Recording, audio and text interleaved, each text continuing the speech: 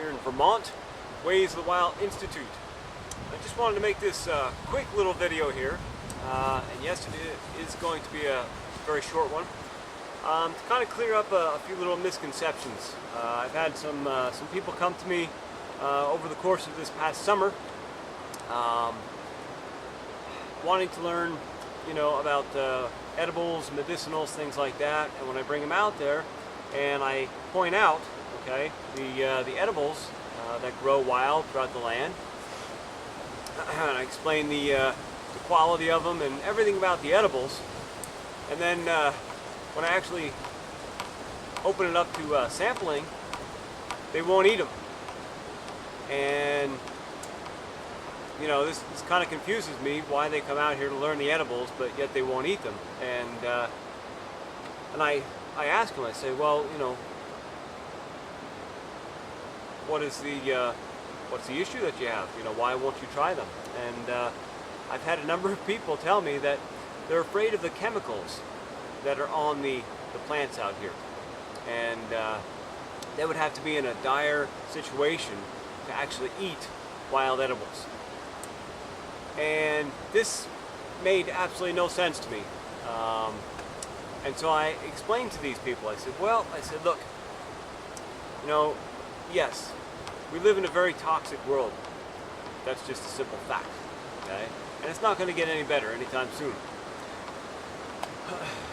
And yes, the rain that falls on the ground out here has chemicals in it. Why? Because there's chemicals in the air, okay? They're concerned about, they're telling me they're concerned about acid rain, chemtrails, all the chemicals that are being placed into the atmosphere intentionally and then falling down and coating the plants. I said, well, where do you think the water comes from, that waters the vegetables in the farm where you get your food from? Even if it's an organic farm, the water that they're using for the plants is still falling from the sky, right? Same water that falls in the wilderness falls on the farmland and is falling on the crops that are certified organic and then brought to you. Okay? Say, well, they wash them with clean water before we get them. Yes, but that's not the point. Those crops in the farmland are still drinking the rainwater throughout their entire growing season.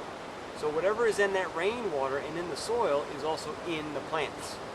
And what's in the plants, you consume, whether it's out here in the wilderness or whether it's on a farm. Okay? Whether it's your mainstream farm or whether it is an organic farm. Some people say, well, I try to get my, all my greens and stuff from greenhouses. Okay.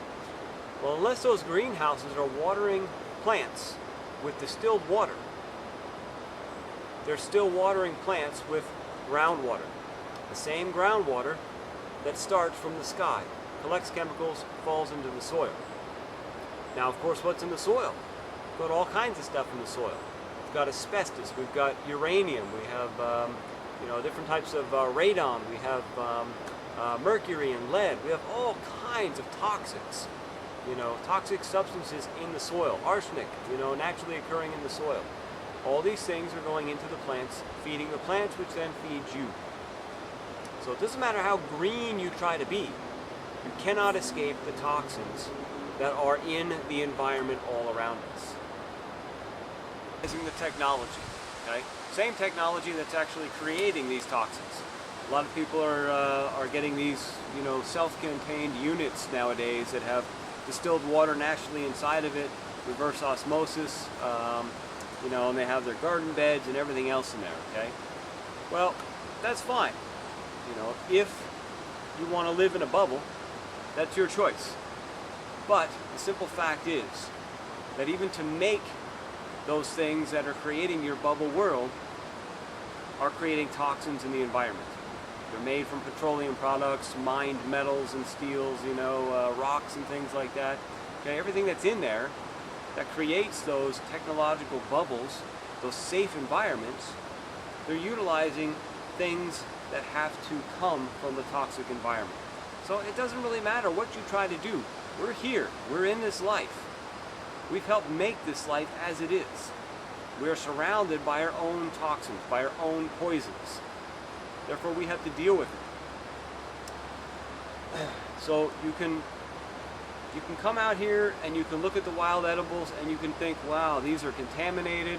Nobody's watering them with safe water. Okay, this is an environment that's getting bombarded by the chemicals that are falling from the sky, from chemtrails and everything else. But it doesn't really matter, because any farm you go to is going to be the same, whether it's an organic farm or whether it's a mainstream, modern farm that uses pesticides, chemical sprays, and all this other stuff. It doesn't really matter. The chemicals are still there. Just depends on where you are as to how the chemicals are getting into the food sources, whether it's coming from the rainwater or whether it's coming from a spray from a tractor or a crop plane that's dusting the crops and flying overhead. The fact is, the chemicals are in the environment and you are consuming them. So, just wanted to clear up that little misconception. I know there's a lot of people out there who already know this information, but for the few who do not, there it is. Okay? The wild edibles out here are actually far cleaner and safer than the edibles that you're getting from any farm.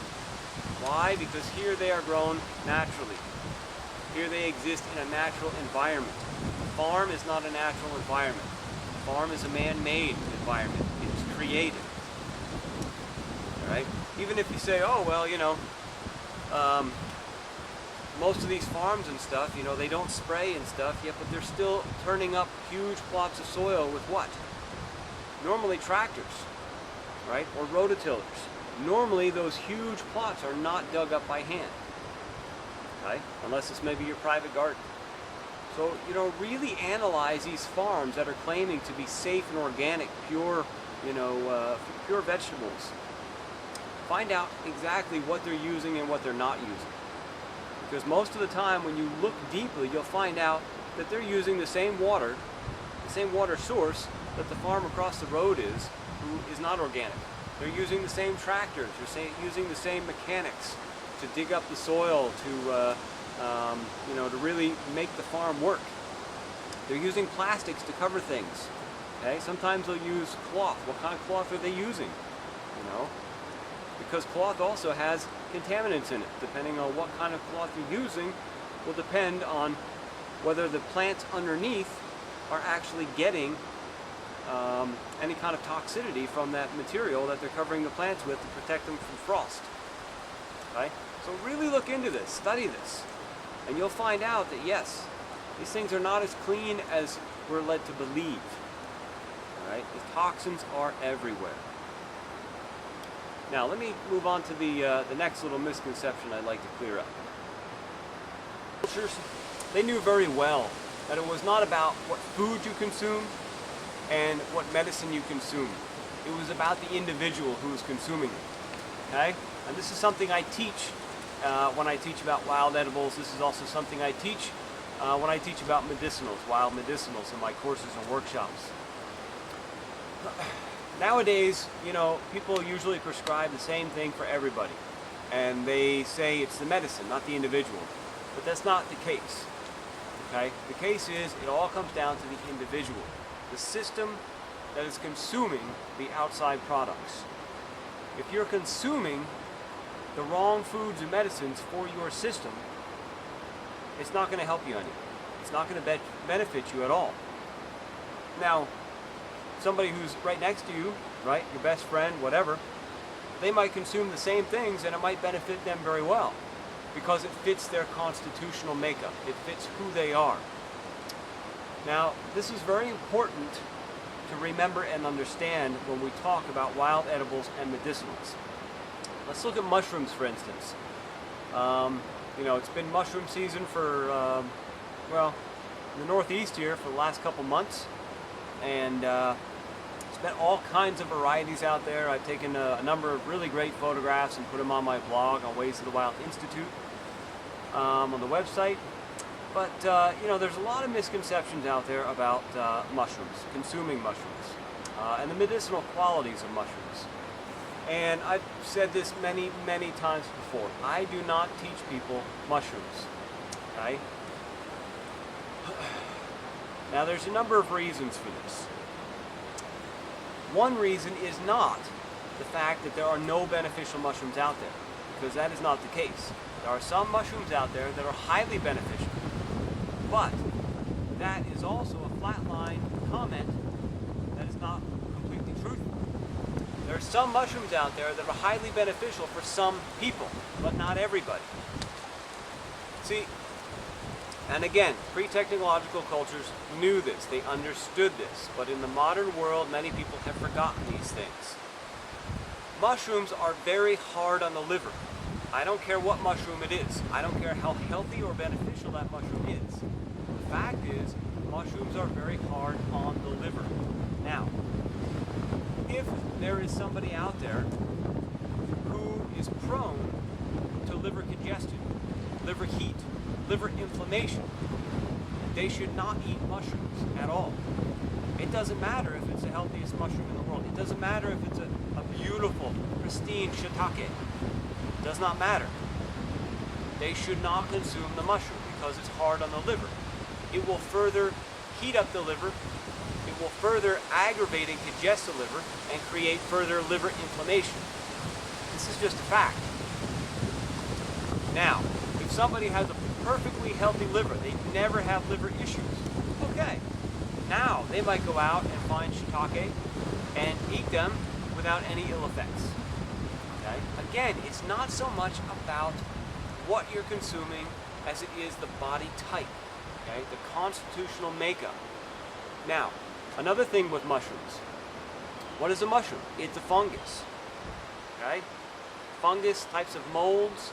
Now, if you're living in a very humid, cool, damp environment, and you have a very damp, cool, slow-moving system, okay? Talking circulation, energy, meridian flow, organ function.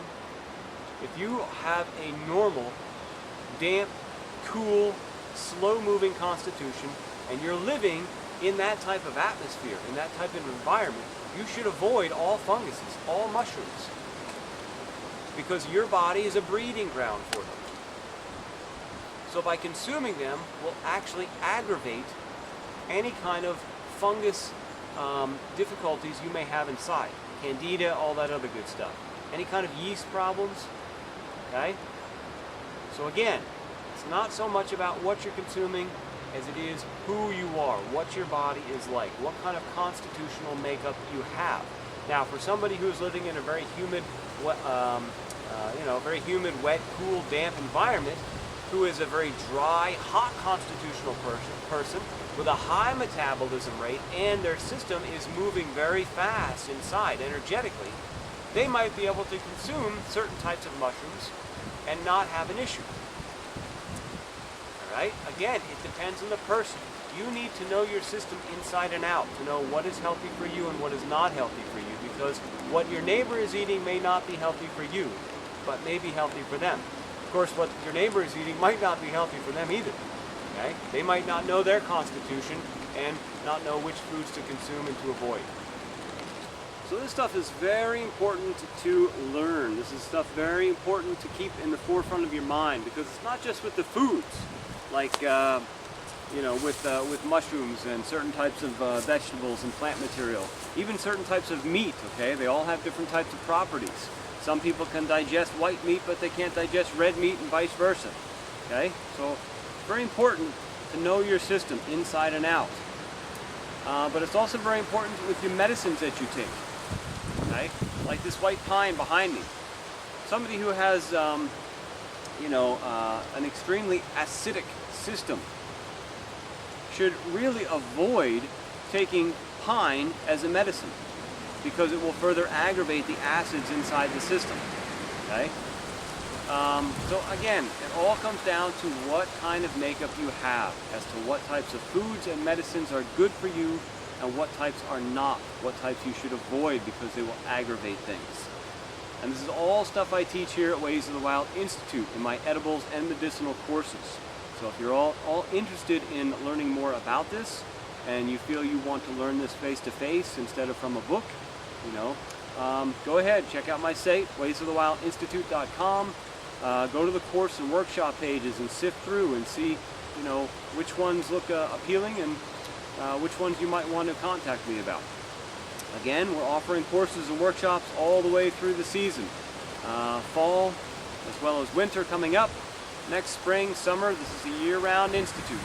We're always here, we're always working. All right, this is White Wolf here in Vermont. Thanks for your time. Enjoy your day.